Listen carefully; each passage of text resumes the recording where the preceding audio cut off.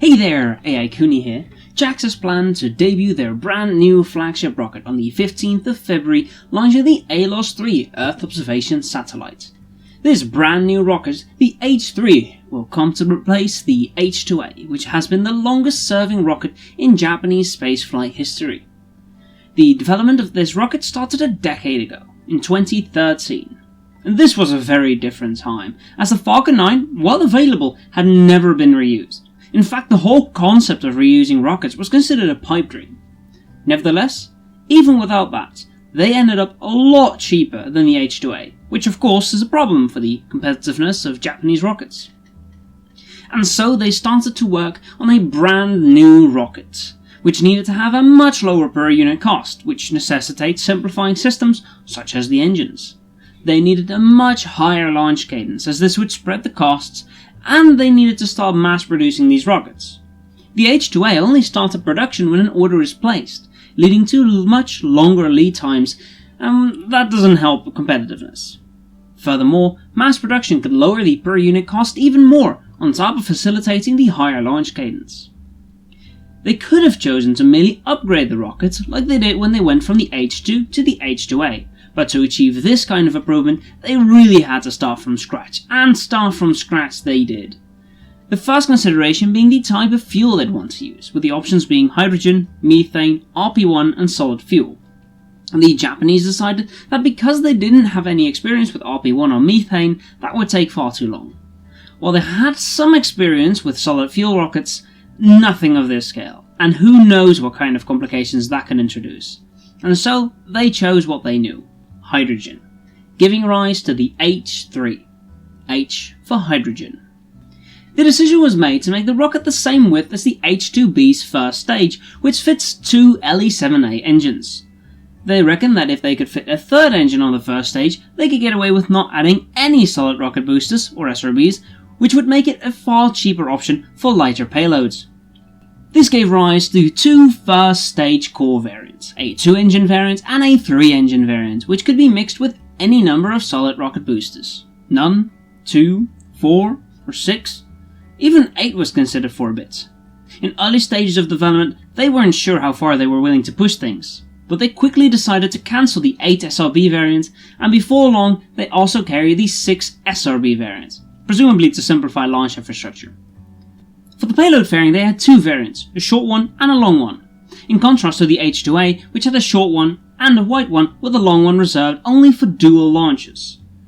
And this, combined with the fact that the rocket is wider to begin with, allows these two fairly similar payload fairings to cover almost all use cases.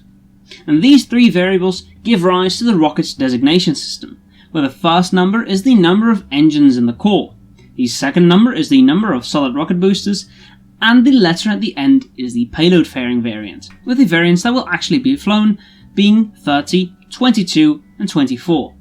There used to also be a 32 option, but that was cancelled as there was far too much overlap with the other variants. Rocket engines are some of the most expensive and complex parts of any rocket, and for the H-IIA this is no different. The first stage engine, the LE-7A, is a staged combustion cycle engine, which requires the burning of a small amount of fuel to power a turbine to keep the fuel flowing, and then pumping what remains into the main combustion chamber.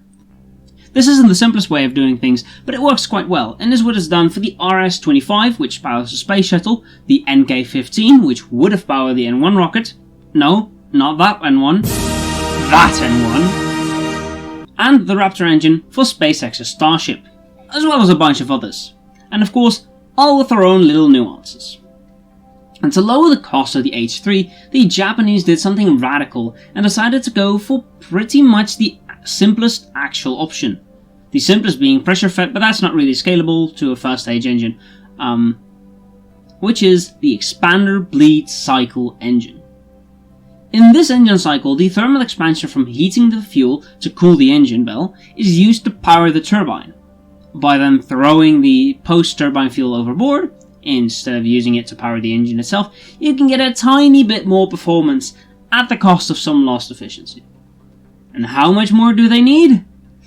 Well, they need about 10 times more thrust than the next strongest expander cycle engine currently in use, which happens to be the second stage engine on the H-IIA, the LE-5B. As you can imagine, getting this much performance out of it is not trivial, and the first stage engine they ended up with, the LE9 engine, was so much of a hassle that it caused the Maiden launch to be delayed by 3 years, from 2020 to 2023. I made a video all about that, check the description. Originally, the plan was for this second stage to also harbour a brand new engine, which would probably have been of the expander bleed variety, but because the LE9 was so much trouble, they decided to cancel this engine, which would have been called the LE11. Instead, they merely improved the LE5B to form the LE5B3. And this then brings us to the final design of the H3 that we know today, but this is not the end of the line. The H3 will be used to launch the HTV-X resupply spacecraft to the International Space Station. This will come to replace the HTV, JAXA's previous ISS resupply spacecraft, which used to be launched on the H-IIB. I made a whole video about that as well. But the important thing here is that this spacecraft will also be used for the Lunar Gateway in the form of the HTV-XG. You can do this in one of two ways. You can either launch 2 H3s and then use the upper stage of the second one as the transfer stage, and depending on if you get your source from Mitsubishi or JAXA, you put either the entire HTV-X on the first one, or you split it in two and put the pressurized module on the second rocket with the transfer stage. We'll just have to wait and see what they'll actually end up doing. So now Mitsubishi is saying, well, wouldn't it be easier if we just stuck 2 H3 first stage cores to the side of another H3 and launched the HTV-XG to the moon in one go? And they're still mulling that over for now, but we'll see. And if you thought that they were done there, no, because they realized that all of this will not be enough. The H3 as it exists should be about the same price as the Falcon 9.